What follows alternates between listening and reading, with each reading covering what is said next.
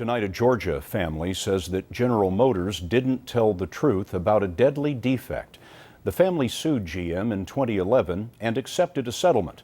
But now that the defect has resulted in the recall of more than 2.5 million cars, the family is accusing GM of a cover-up. Jeff Glor has the story. 29-year-old Brooke Melton died 3 years ago in a Chevy Cobalt. Investigators determined the vehicle's ignition switch was in the accessory position. GM has since recalled millions of cars with a similar switch problem, which causes the car to shut off and vehicle safety systems to stop working. We've not been contacted. The Meltons hired a lawyer to sue GM and eventually settled in September of last year. But when GM issued a recall 4 months later, they were angry, believing GM didn't tell them the truth. During sworn testimony in the case, GM engineer Ray DiGiorgio was asked whether he knew about any changes to the switch design.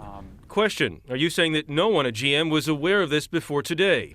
DiGiorgio answered, I'm not aware about this change.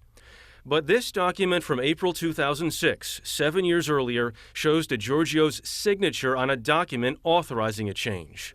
Lance Cooper is the Meltons' lawyer. The Meltons settled their case with GM, believing that GM knew nothing about the ignition switch design change. They now know they were lied to.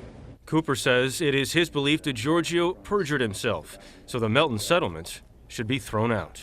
Refiling a case like this is a big risk. You think it'll pay off?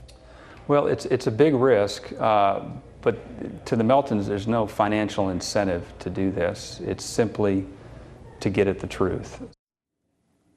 GM issued this response this afternoon. As an initial matter, General Motors denies the assertion that GM fraudulently concealed relevant and critical facts in connection with the Melton matter, and GM denies and engaged in any improper behavior in that action.